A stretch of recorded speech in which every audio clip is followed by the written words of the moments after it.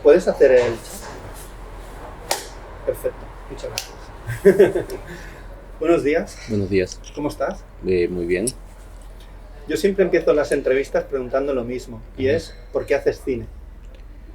Yo creo que es medio algo más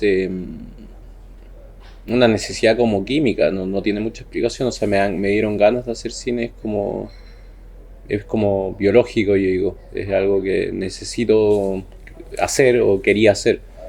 Eh, no hago cine porque, no sé,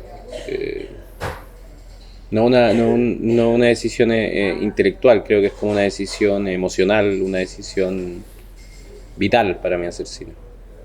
Si no estaría deprimido, creo. Se entiende como que si no me deprimiría o estaría como mal. Entonces es porque es lo que me gusta y porque no sé, lo encuentro como medio vital, más que otro tipo de decisión. Tú habías hecho un cortometraje que yo no he visto, que habla sobre la violencia, como en el dossier explican un poco porque te hacen una pregunta. Ahora vuelves a la violencia, pero la idea de hacer esta película era cómo nos llega la historia a nuestros días y cómo continuamente se reescribe y se reescribe y se reescribe. Se reescribe en el sentido de que nos llega una parte ínfima de la película. Entonces, ¿cómo te planteas una película? Porque no es una película histórica, tiene una parte que sí, pero tiene esa idea de cómo miramos la historia en nuestros días, ¿no? O sea, quería hacer una película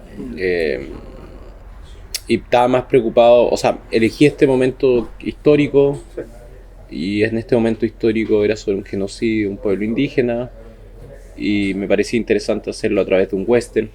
Meterme en el género, ocupar como todas sus reglas, todo su como artilugio, como para deconstruirlo, ¿no? Es como cuando uno se mete dentro, es como para mí una desconstrucción de un western. De alguna manera quería cuestionar el género. Creo que el western revisionista es una crítica al género, pero siento que a veces es más una crítica a sus personajes. O sea, es como los personajes van cambiando a lo largo del western revisionista. Los colonos lo que hacen es como tratar de cuestionar lo que cuentas, la historia, lo que la historia, el fondo, y para eso ocupa sus mismas herramientas, ocupa música, ocupa sus mismos encuadres, su fotografía, sus personajes. De hecho no es tan crítico en tanto su cambio de personaje. Un poco sí, porque todos los héroes se van destruyendo. O sea, yo voy construyendo héroes durante la película y después esos héroes caen, ¿no? Pero lo que trato de transformar es más bien la historia. O sea, digo, sí, la historia, lo que cuenta, lo que tú dices, cómo se cuenta es lo que realmente deconstruyo. Y estaba más interesado en reflexionar sobre el cine. ¿Cuál es el lugar? Cuando tú dices la historia se escribe y reescribe, pero es más bien cómo el cine reescribe la historia, cuál es el rol del cine a la hora de escribir la historia. Yo creo que las películas pasan a tener demasiada importancia. ¿Cómo se ficciona la historia? O sea, The Searcher es muy importante, Sí. es una película muy importante, y The Searcher tiene un relato donde está claro quiénes son los buenos y quiénes son los malos, ¿no? Entonces, por más que sea una obra maestra, representa una mirada, un tiempo de cómo se construían esas historias de quién eran los buenos y quién eran los malos. Y esa película no es una comedia, ¿se entiende? Entonces, y eso va construyendo una historia en ese momento.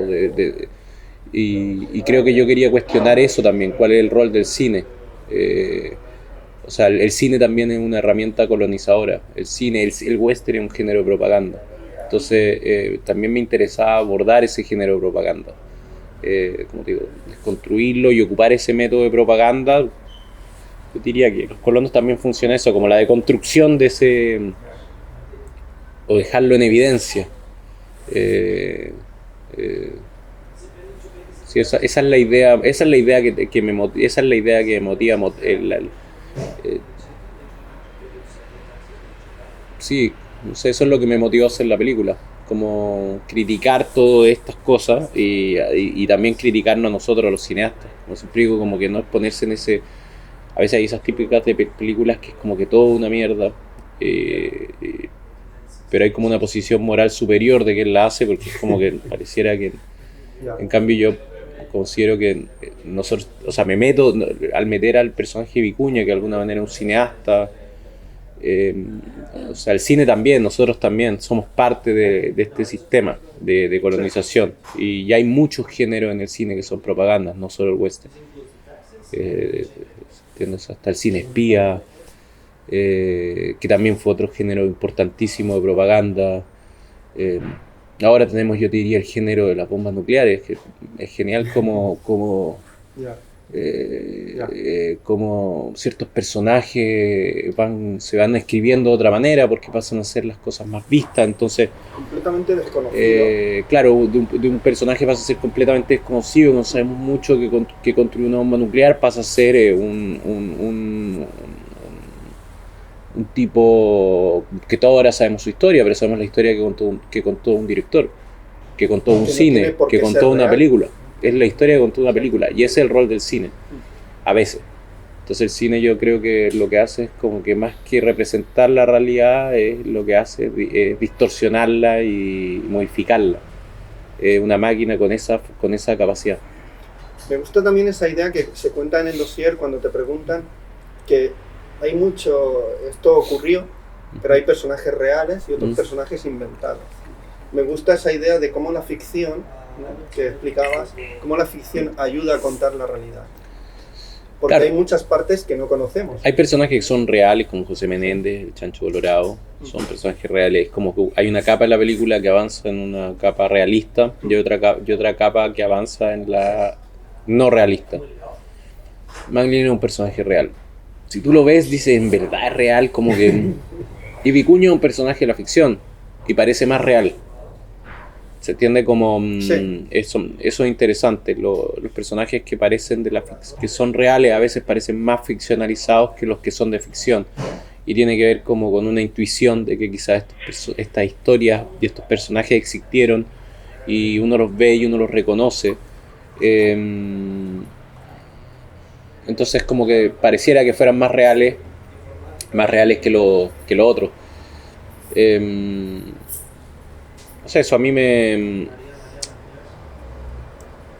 creo que yo trabajo con mucha intuición y también pienso que hice la película como con escenas borradas de otras películas, con descarte, y entonces siento que hay personajes que... O sea, es importante contar la historia real, pero es más importante el cine. Yo no soy cineasta, o sea, digo, no soy cineasta, no soy un historiador, no soy una persona que venga de las ciencias sociales, estudié cine, fui montajista, entonces lo que yo estoy tratando de hacer es una película, no es ni un paper, ni una investigación histórica, ni pretendo que la película represente la historia de lo que sucedió, sino más bien una reflexión, como te decía, cinematográfica. Sobre esta temática, y en ese sentido yo no soy un cineasta que trabaje con personajes, o sea, que haga cine de personaje, que tú vayas siguiendo un punto de vista de un personaje y empatices con él. No hago ese cine, y creo que cuando tú no haces ese cine, por lo menos yo, que sí estoy muy interesado en la comunicación, en la relación con la audiencia, porque como vengo del montaje, creo que toda mi vida he pensado en cómo la audiencia puede captar la idea que está haciendo el director y esa relación. El único elemento que me queda es jugar con los géneros y con las reglas, que le permita al espectador medianamente ir entendiendo qué puede pasar o qué no puede pasar, y jugar con su saber. Entonces, creo que ocupo la ficción y ocupo todas esas reglas de la ficción, de lo que puede pasar en una historia que es real, y lo que debería pasar en esa historia como basada en hechos reales, inspirada en hechos reales, como qué pasarían en esas ficciones, en el género.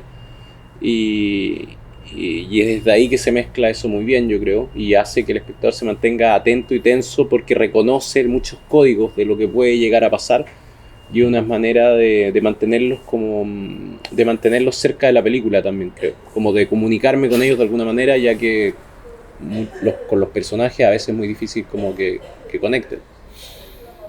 Me gusta mucho cómo están elegidos los espacios allí en Tierra del Fuego, que fue un rodaje duro porque hay inclemencias climatológicas muy fuertes, muy extremas. Me gusta eso, el espacio, cómo filmas el espacio. Me acordaba de películas como Jauja, de Lisandro Alonso, Zama, de Lucrecia Martel, las pelis estas de Kelly Reichardt, donde se mitifica completamente el western, se humaniza a las personas que aparecen en las películas. Y también, como te comentaba, este cine del este. Sobre todo, he leído por ahí Tarkovsky, pero también Bergman, como dentro del cuadro estatizas a los personajes y colocas ese cuadro, les metes la luz. Me gustaría saber cómo fue ese trabajo de cómo encontrar esos cuadros con el señor... D'Arcangelo, Simone D'Arcangelo. Simone D'Arcangelo. ¿Cómo trabajas eso? Porque este chico ya hizo, o esta chica, no sé si el chico, Simone. Ya hizo La leyenda del rey cangrejo, también una película de Tierra del Fuego, que tiene ese punto de vista con el que casáis los dos, ¿no? ¿Cómo fue el trabajo con él, del espacio y de meter esa luz? Hostia, porque hay momentos donde hay un personaje como más cerca de nosotros, otro más alejado, y dentro de ese cuadro me acordaba de Los comulgantes de Bergman. Bueno, yo creo que... Está muy pensado cada cuadro. Está muy pensado, más que cada cuadro, está muy pensado, creo, o sea, es la película, o sea, porque si yo te dijera, no hay un storyboard, ¿se entiende? O sea, no está tan pensado como para que haya un storyboard. A lo mejor está pensado de un punto claro, de vista no hay un ensayo largo o tiempo para preparar tanto tiempo como o sea, hubo muy poco tiempo para preparar cada cuadro, o sea, muy poco tiempo de filmación. No filmamos muchas escenas, es más bien hay una decisión estética prefijada de sabemos cuándo vamos a hacer planos fijos, solo segundos en cámara en mano, el resto está en trípode, solo Menéndez, en la casa de Menéndez, y cuando está Menéndez hay traveling. Las escenas se filman con planos generales todas, grandes planos generales, después vamos acercando a un plano menos general y vamos a tener los primeros planos. La película va avanzando en primeros planos, al comienzo no hay primeros planos, ¿se entiende? Entonces tampoco existían, tampoco los filmé. A medida que va avanzando la película digo, una película que parte en paisajes muy grandes y se va llegando a los poros de los personajes, o sea, termina en su rostro.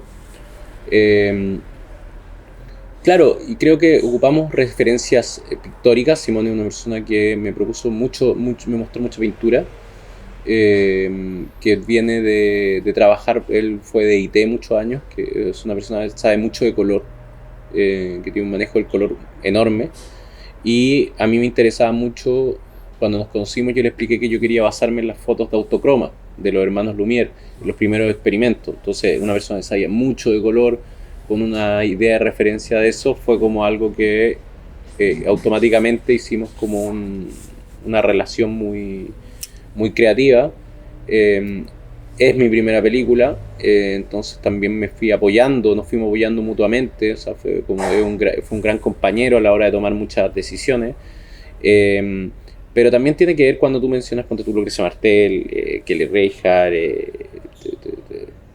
Lisandro Alonso. Yo también creo que todos ellos, de alguna manera,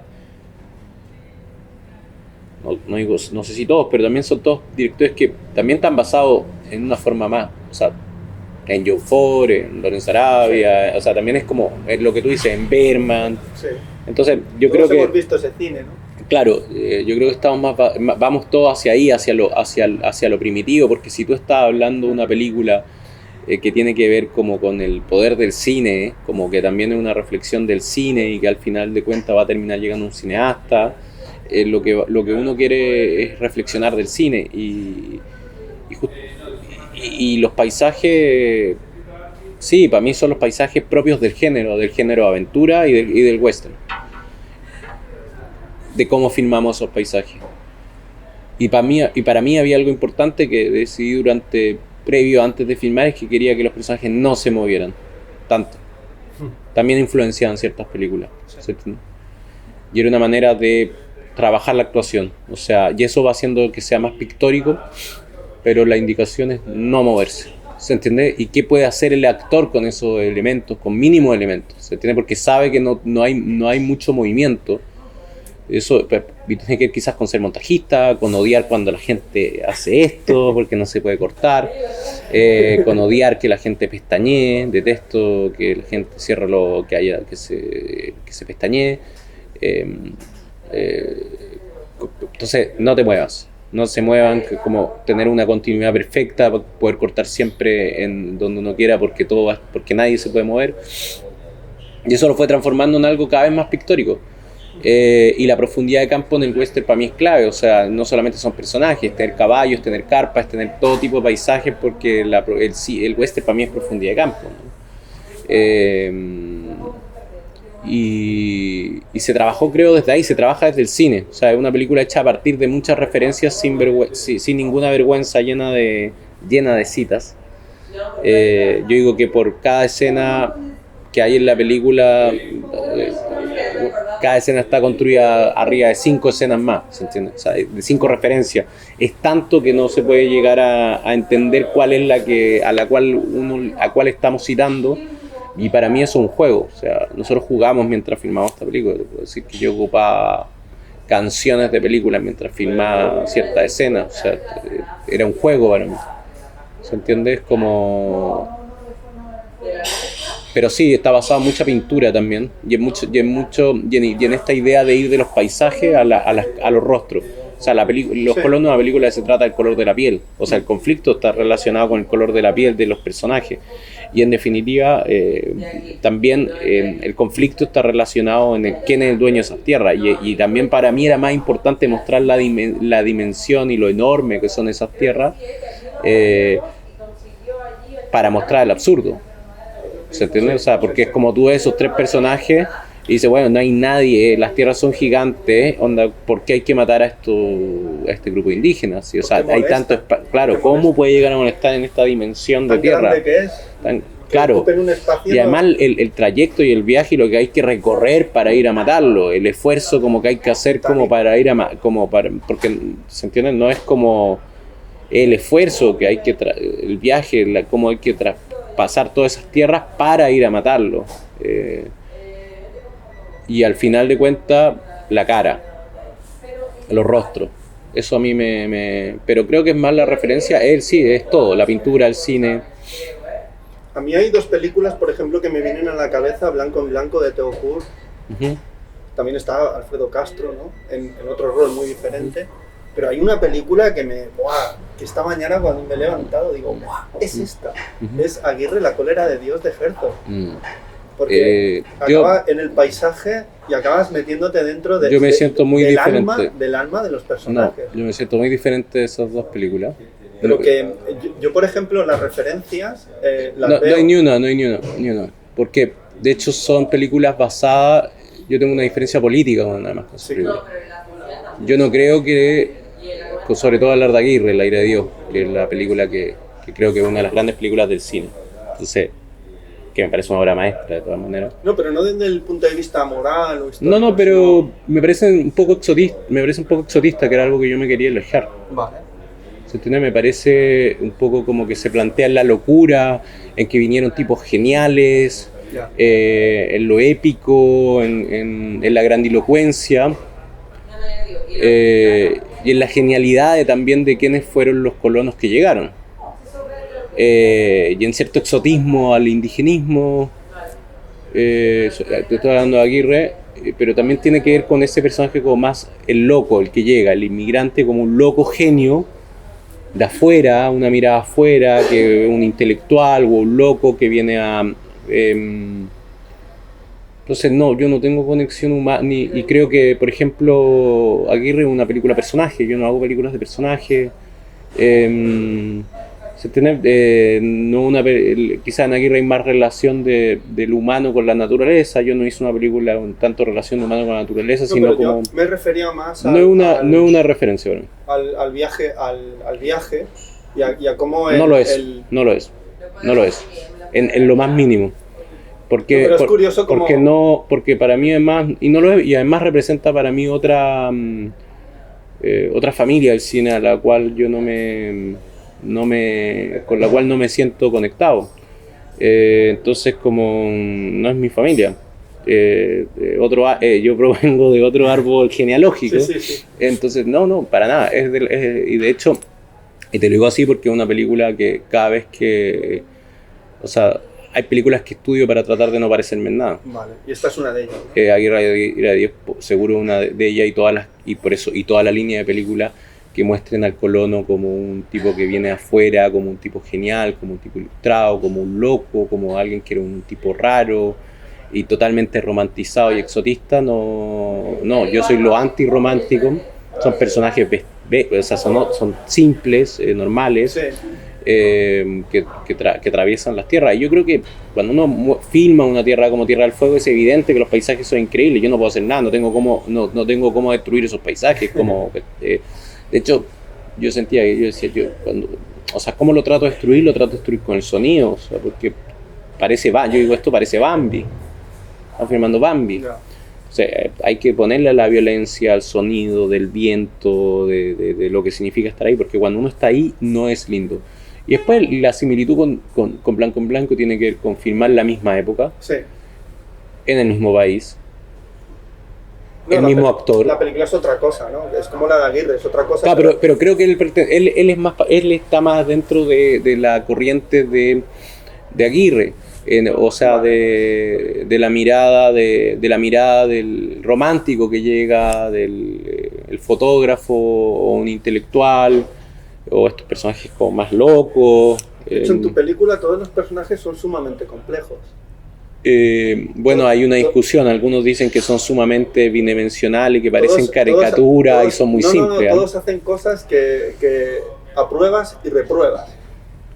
Y a veces hacen cosas que no sabes si son buenas o malas, hay momentos que estás ahí y dices, ¿y este por qué no hace nada? ¿Y este por qué no sé qué? ¿Y este por qué no sé cuánto? O sea, hay una implicación con las acciones de los personajes muy fuerte. Por ejemplo, a mí me interesa mucho cómo trabajas el sonido y la música. Las canciones que hay a lo largo de la película y sobre todo ese sonido, ¿no? Es un sonido que ¡pam! O sea, es un sonido como que te duele, ¿sabes? A veces que ves la inmensidad del espacio como va engulléndolos casi, y sobre todo también en ese viaje que parece no tener fin, ¿no?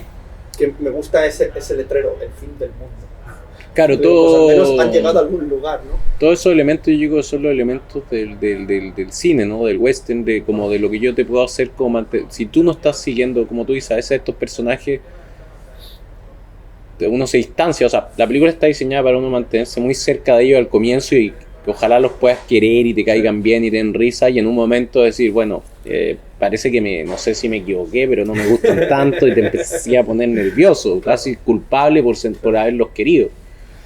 Y entonces ahí la música empieza a ocupar un lugar, y el sonido también, de lo que yo te decía, de la tensión, yo quería hacer una película muy visceral, sí, de como sentirme ahí con los personajes, pero no desde un carácter como documental, ¿se entiende? Como no de estoy ahí, sino más bien de transmitir lo que significa estar ahí, y creo que el sonido y la música, el sonido ayuda mucho a eso, a que justamente a sacar, a destruir estas imágenes postales de Bambi y mostrar que esos lugares son un poco violentos y puede ser hasta molesto estar ahí.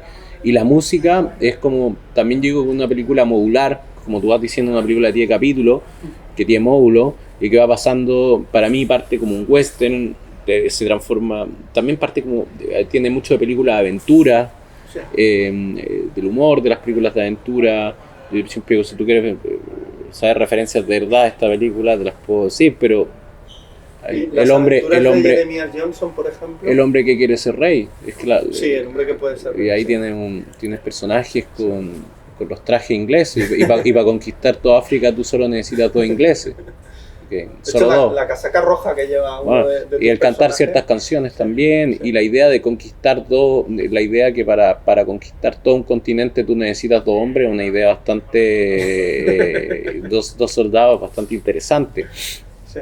Entonces ahí hay o sea, y esa película de aventura se va transformando de repente en en una película vuelve a ser un western, pero a mí me va pasando por como escenas de horror, de terror, o media surrealista, y la violencia y la matanza que se ejecuta también nos puede llevar al cine de guerra, por lo menos al cine de guerra de película, y de repente ese cine, el cine de guerra es muy importante en los colonos, y creo que los westerns como en The Searchers en ese sentido se transforma en una película similar y se va transformando en un thriller político. Entonces una película que todo el rato, o sea, se transforma un rato en un thriller político, sí, y después vamos al drama total. Multigénero. Claro, va mutando. No tiene género. Va mutando, sí. Y la música me va acompañando en esa mutación.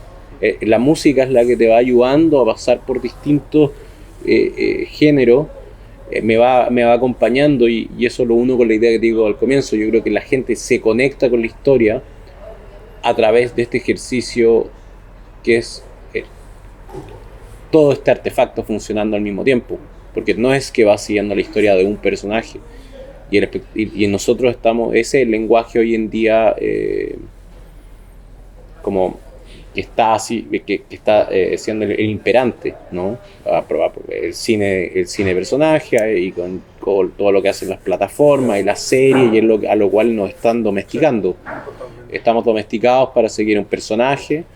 Entonces cuando no hay un personaje que seguir, se va haciendo complejo, y entonces lo que yo trato de hacer es construir un artefacto, dispositivos que te permitan mantener la atención. Y en ese sentido creo que el cine de Kubrick es mucho más mi referente en todo sentido, porque no hay personajes, porque hay conceptos, porque hay violencias, porque son corales. Barry Lyndon tiene bastante que ver con mis paisajes, si lo piensas mucho más que Aguirre digo, una película que tiene mucho más relación con la película Odisea 2001 el espacio, el sentido de cómo filmar los paisajes y la inmensidad y la importancia de la música. Si tú piensas en la importancia de la música en una película, y Bergman fue muy importante también en la cara, en el momento cuando me quiero acercar a lo humano en la película,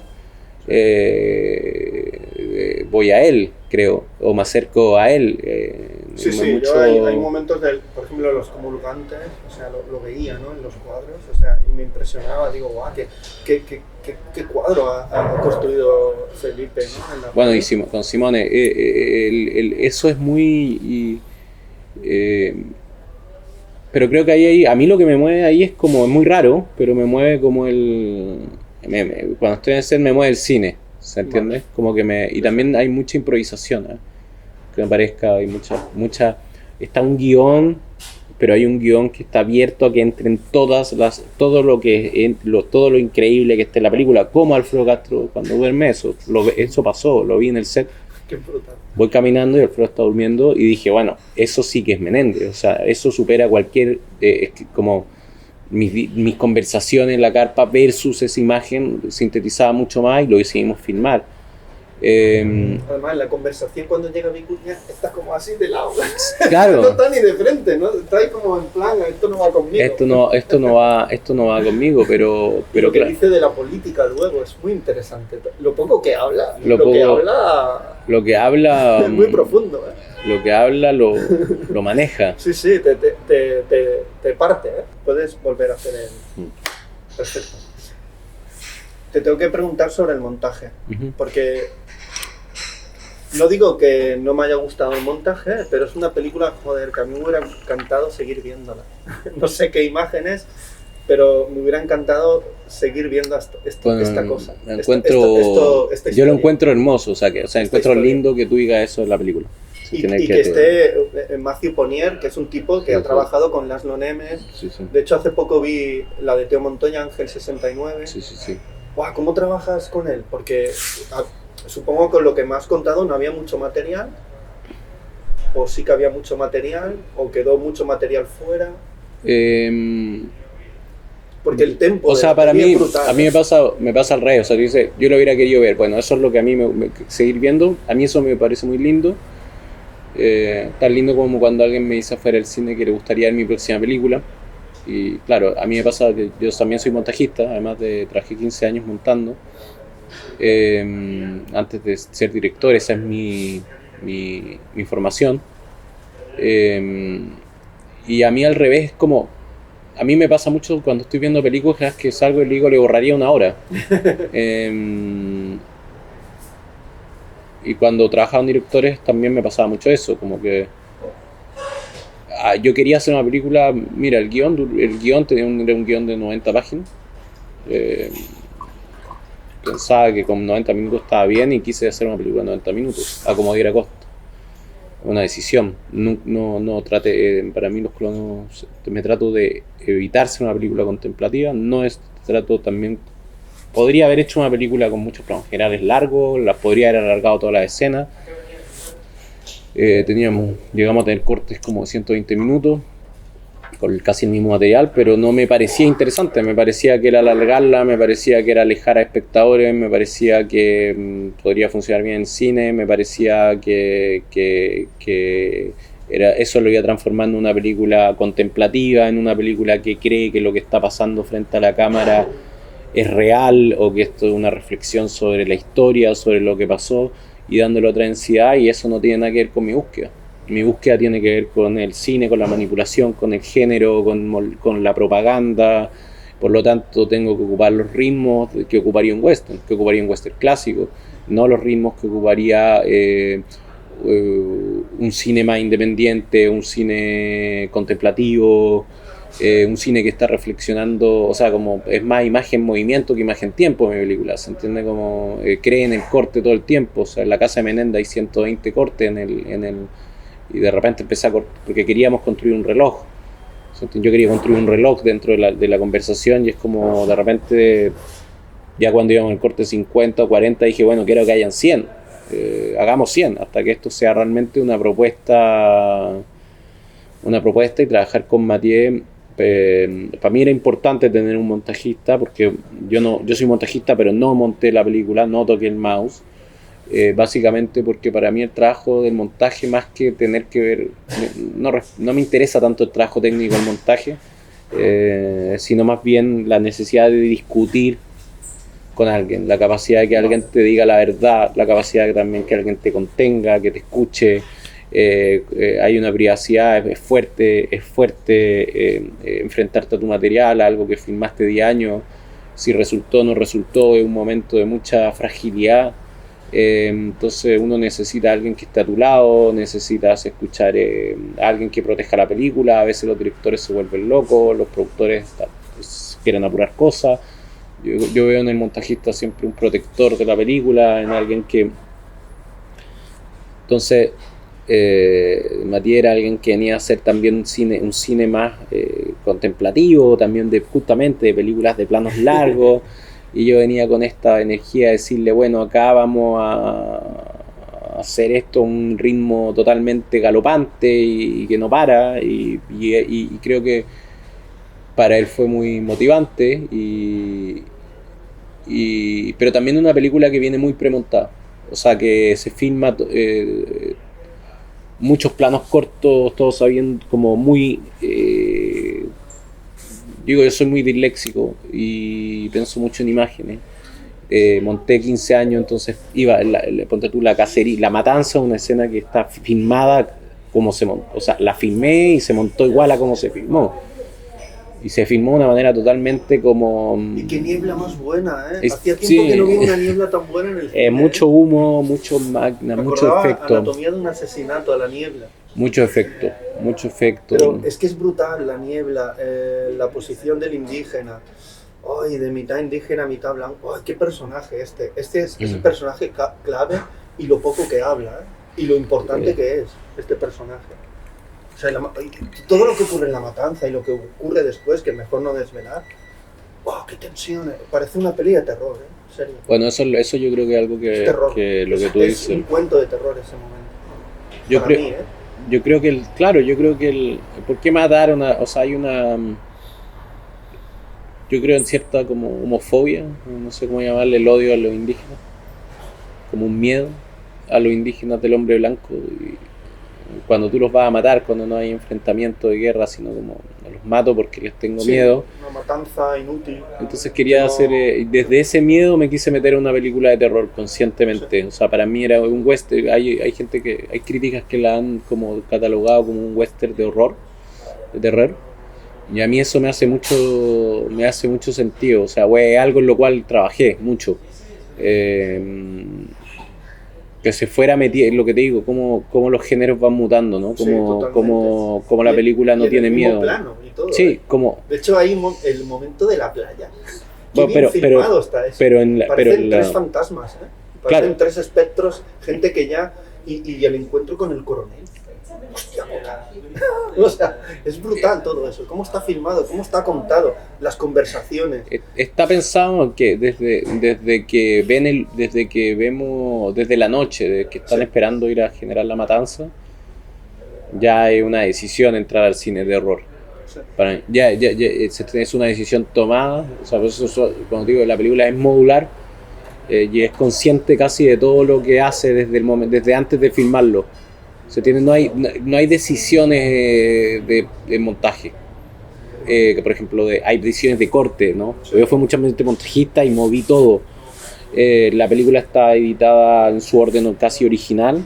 Solo borré 2 escenas de toda la película y una ya había decidido borrarla durante la filmación, que era algo que era un momento que se quebraba, que no funcionó. Y de hecho improvisamos una escena que es una escena donde McLellan como rompe ya segundo, que es un monólogo de él, ¿no? Y eso, una escena que creamos en serio, una improvisación del actor, en busca de rescatar un momento que ya habíamos perdido. El resto de la película es también, que para mí es algo muy lindo, es el guión original. O sea, si filmamos el guión original de la película, lo ejecutamos, no dejamos escena afuera. Y también hicimos esto que para mí era una apuesta, que era, y creo que es parte de por qué la película a veces se ve tan grande, porque todo lo que se filmó está frente a cámara, y si es que una escena se no iba, para mí la película no iba, o sea, se caía. Había un riesgo muy grande cuando filmamos esta película, que es que el clima puede cambiar todo el tiempo, todo puede irse a la mierda, y si una escena se caía, yo no sé cómo se iba a entender la película. ¿Se entiende? Pero tomamos esa decisión. Por ejemplo, en la escena que filmamos cuando tú dices que es como esta noche de terror donde aparece este coronel en la playa, la filmamos de corrido. Qué bien está filmado todo eso, cómo se giran esas 3 figuras, cómo se meten en el agua, se van echando agua. Bueno, toma única. Un poco escalofriante, cómo se va echando agua ese hombre. Toma única porque... Hasta la manera de echar agua da miedo.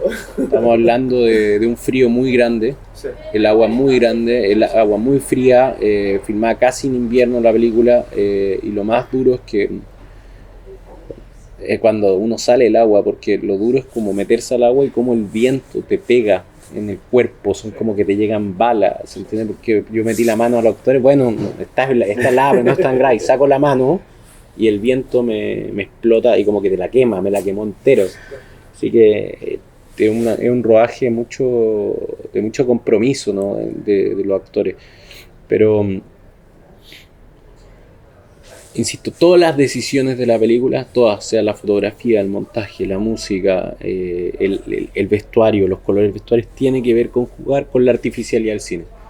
Entonces poner un plano largo, sin montaje, sin poder manipular, que hay un primer plano, que hay un plano de detalle, que mira esto, mira lo que está pasando acá, que lo podés ver en la casa de Chiloé, ¿no? La necesidad de mostrar todo, ¿no? De todo lo que está pasando. Tiene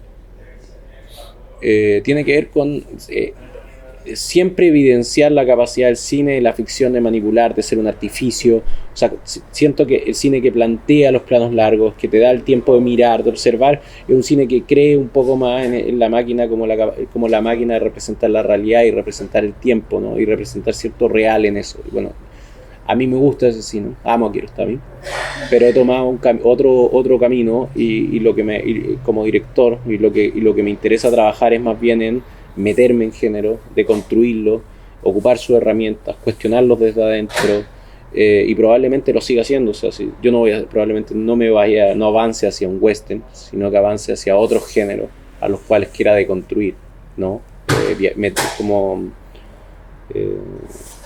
jugar con esos géneros, ¿se entiende? Como con sus reglas y ocupar sus reglas del cine para cuestionarlo. Felipe, cuando estabas rodando la peli, ¿te imaginabas que la película iba a gustar tanto en tantos países diferentes y todo este recorrido que me estás contando, que pareces una rockstar haciendo tus conciertos, tus citas, tus encuentros, desencuentros? O sea, ¿uno imagina eso? Es imposible imaginarlo, ¿no? Uno quiere que la película guste. Uno quiere que la película le vaya bien. A ver, creo que la película habla de un tema que era importante quizás. Entonces crees que le puede ir como que el tema es importante o quizás el tema le va a generar interés a gente y genera interés orgánico. En Chile, por ejemplo, hay mucha preocupación sobre esto en los medios, cuando hoy como entonces, crees que puede tener impacto, pero no pero la parte de que te vaya bien, no, de que le guste tampoco, porque es muy oscura, porque es una película media fuerte. Entonces uno siente que como que, o sea, uno cree en la crítica que va a hacer y cree que esa crítica va a tener un impacto o que va a generar un debate, que va a generar diálogo, que va a generar una discusión, y esa es la motivación también de hacer la película, es como mover la agua, o sea, vamos a provocar un movimiento de agua, que se generen conversaciones, pero después que guste, que gente me diga, la quiero ver de nuevo apenas salgan, como que genere una especie de no, eso es muy raro. Se tiene que guste, una cosa es verla y yo me esperaba algo como verla, que la analicen y diga, mira qué interesante, como sentí como más como mira qué buena, qué interesante esta reflexión, pero no me esperaba la idea de que guste. Se tiene como que realmente guste. Entendía que podía funcionar en festivales, un western, una película de lanzó, quizás podía, pero no tanto. O sea, ya tampoco que pudiera funcionar en todos los continentes. Se entiende como que está funcionando en los festivales europeos, en Latinoamérica, en Estados Unidos, en Asia. Entonces, sí, al ser una coproducción con 9 países, me expuso a los procesos de guión a que mi película se tuviera que entender universalmente. Entonces, también yo creo que es una película que funciona muy bien, que es una historia universal. Es una historia que sucede en Tierra del Fuego, sobre un genocidio, pero podría haber sucedido en cualquier lugar de América, de norte a sur, desde el fin del mundo en Tierra del Fuego hasta Alaska. Creo que lo único que cambian son quiénes son los nativos, quiénes son los que los matan y los paisajes. La historia puede funcionar de igual manera en todo ese continente. Y después me fui dando cuenta que también hay otras dos maneras de entender y cómo tú te relacionas con la película. Está el punto de vista de los países que han sido colonizados, ¿entiendes? Como Sudamérica, toda América, Asia, y cómo ellos entienden la película. En Taiwán, cuando trabajé el sonido, básicamente sentían que estaban contando la historia de su país. Entonces, como en una isla tan lejana hay una conexión tan grande, porque han sido países colonizados una y otra vez, con grandes matanzas.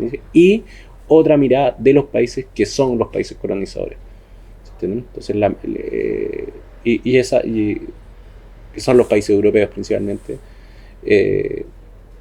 tienen otra lectura de la película. Se tienen como esas dos lecturas, desde los países que han sido colonizados y de los países que han sido colonizadores.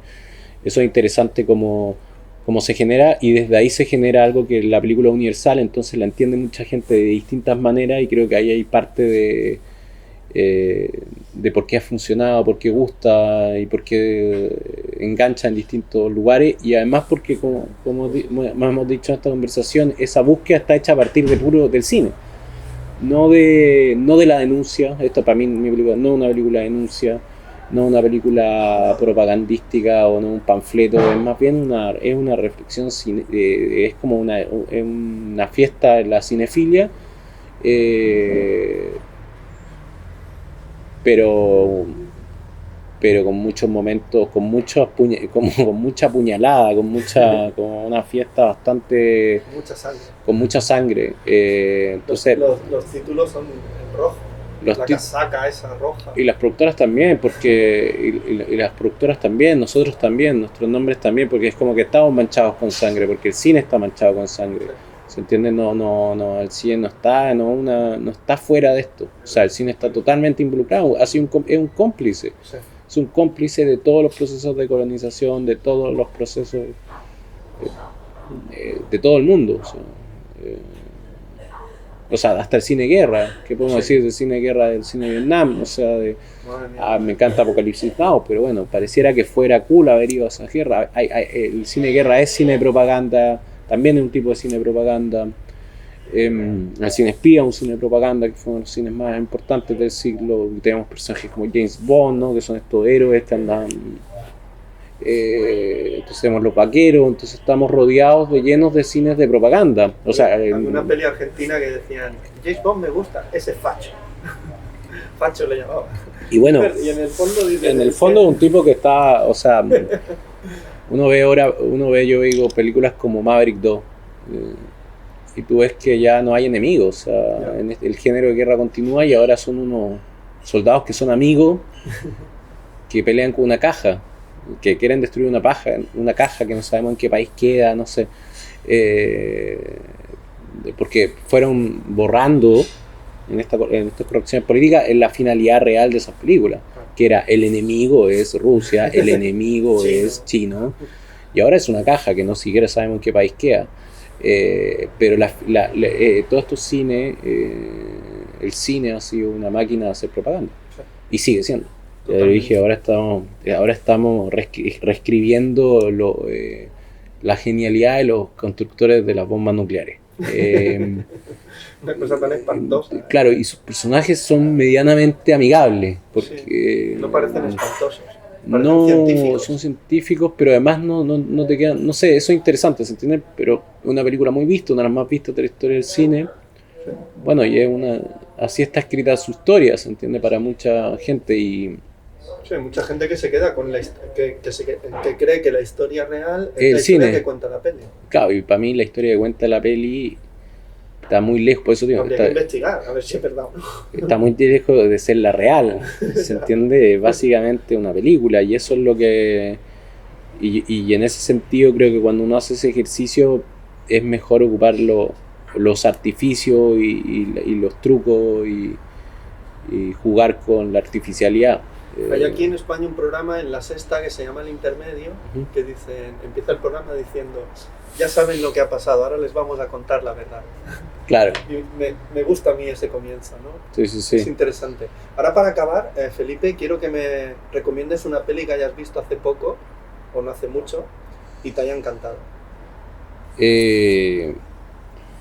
Bueno, la nueva película de Lanthimos, Poor Things, creo que es una gran obra de cine, y que es bastante revolucionaria en todo esto que te digo de lo artificial, de poder abordar la historia, de ir al pasado, pero estar hablando del pasado, del presente, del futuro al mismo tiempo, ocupando muchos elementos del cine, artificio, música, y creo que es muy increíble. Y la gente que no ha visto EO, no sé, del año pasado, que fue el Grand Prix de Cannes, creo que también de Skolimowski, ¿no? también es una gran obra, una gran obra maestra, creo, del burro que parece también reescribir una película de Bresson, Baltasar, ¿no? Que te digo que eso a mí me parece muy apasionante del cine. La idea de hacer como un remake libre a tu manera, al mismo tiempo no se parece en nada, y al mismo tiempo ver que un director de casi 90 años haciendo una película que cuando yo la vi pensé, que en verdad fui a verla de una manera bastante ignorante, y cuando quería saber quién era en IMDb, como quién era este director nuevo, joven, que había filmado esta película, porque una de las películas más... Él tiene una peli que se llama El Grito, que es... No la vi, quiero aquí en España está en Filmin, en la plataforma. Soy amante de Filmin. Yo estudio mucho en viendo filmografía en Filmin. Y ¿qué más? A ver, una más. No, estas dos ya está bien. Son películas que he visto porque se estrenó y escribí en la página, y Poor Things la veré, claro, porque a mí Lanthimos me gusta mucho. También hay otra película hermana que me gusta mucho, que es ¿sí? Gotland. Digo que somos medios parientes con Gotland. Gotland no la he visto, la de los sacerdotes, porque muy buena. me pilló fuera de Barcelona. Es una historia muy parecida, sí, que también sucede en Tierra del Fuego. Sí. O sea, que también sucedió una historia igual en Tierra del Fuego. Que podría, te digo eso, que esa historia igual podría haber sido filmada en Tierra del Fuego con el cura Agustini, en la muerte de los Selknam, con su participación. Como que es increíble cómo hasta historias, por eso digo que son como muy universales de la colonización de la Iglesia Católica, también es como totalmente... Sí, hay una... Scorsese hizo aquella Silencio. Claro. Era muy interesante esa peli. Bueno, Scorsese, otro director que también me parece muy interesante. Muy complejísima la peli. Cómo los roles van cambiando el poder, la maldad. Sí. No sé, era muy guapa. Scorsese es otro director que tiene eso que digo, que trabaja con...